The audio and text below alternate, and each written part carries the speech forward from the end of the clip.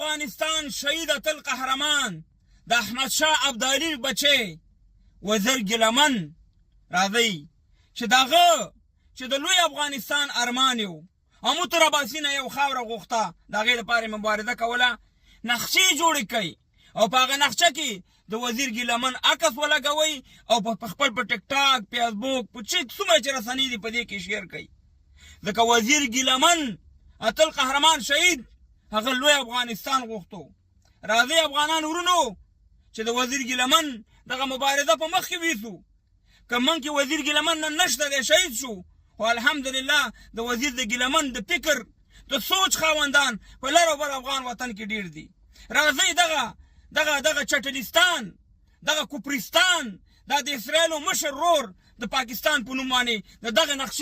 نقشې جوړې کوي او مقبوضه افغانستان خیبر پختونخوا لوی افغانستان نقشه جوړه کوي او سه مهربانه پوسټ کوي په دې باندې دشمن ته ډیر زور ورځي او زه دا وایم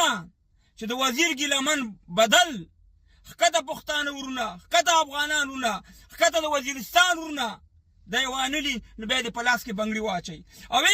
انشاءالله زموږ یقین دا دی چې داسې بدلې بالي د دې پاکستاني رذیل پوج نه د دې پنجابي مرتد پوج نه چې انشاءالله چې بنګلادیش کې خویتي نه پرتګونه ایستلي د 93 پوجانو نه د کوپرستان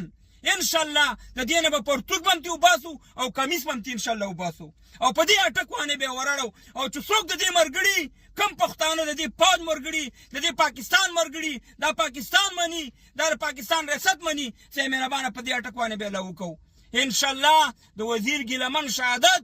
به انشاءالله رنگ راوړي د وزیر ګیلمن شهادت به همداسې نه غورځو انشاءالله دومره وزیر ګیلمن انشاءالله لرو چې د هغه د ورور خبره ده چې داسې نور وزیر ګیلمن انشاءالله چې په من کې شته دی د مشر ورور خبره ده د وزیر ګیلمن نو انشاءالله دغه خبرې موږ له تقویت راکوي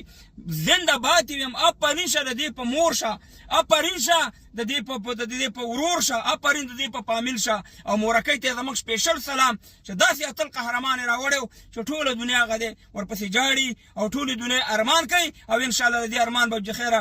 پوره کوو او لوی افغانستان به جوړو او یو ځای کېږو به او دا پنجابک په انشاءالله پاټک باندې ورړو د دې نقشې جوړې کړې د وزیر ګیلمن عکس پکې ولګوئ دا زما غوښتنه تاسو ټول افغانان ملک غیرتي زامنو هڅئ